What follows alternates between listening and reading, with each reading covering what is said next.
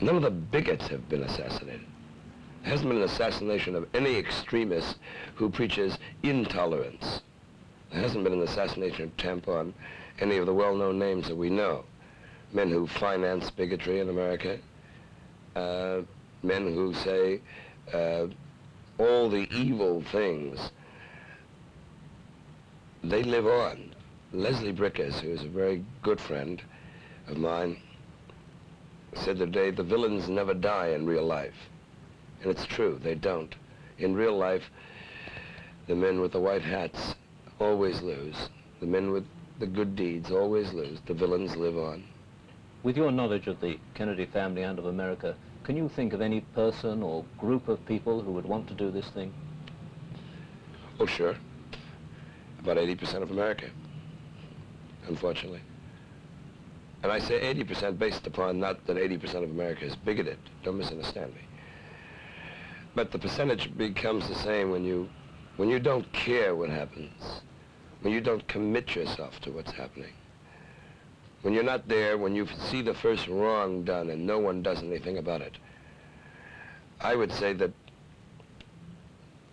our Congress, that long before then, but certainly when the President of the United States was assassinated, it should have been impossible for a man to get a gun through the mail. This should have been the first thing that should have been done, but out of his death, nothing came. Out of Martin Luther King's death, nothing came out of that. They refused to pass a watered-down bill. Now Kennedy's attempt. I just wonder how many more good people do we have to have either murdered or assassinated before we stop killing each other, whether it be Americans or whether it be Europeans, whatever it is. Do you believe any good may come out of this? No. I see no good coming out of anything. And I will not foster the false hope that we all sort of felt, and that I felt when King died and went to the funeral. I felt maybe some good will come out of it, but no good comes out of it because nobody really cares, man, in the final analysis. They're just going to wipe each other out. And if you preach love your brother, understand each other, stop the war in Vietnam, stop killing each other, the system, if it's not organized, it certainly looks like it. They just wipe you out one way or another.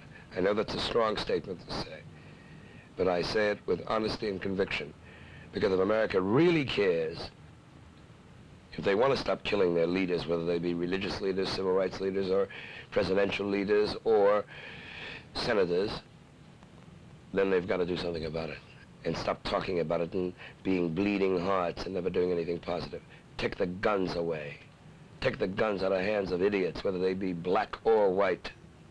Take them away. Constructive men should use their minds. And most constructive men that I know, black or white, militant or not militant, use their minds and hope to use the gun as a last resort, but not as the first argument. It cannot be done that way. Because if it continues the way it is, then no man will ever want to run for office under the ticket of goodwill. No man will ever want to say, I love my brother, whether he be black or white. No man will ever want to say, help the poor. No man will ever want to say, be proud of your country, if it's America, because he'll be wiped out.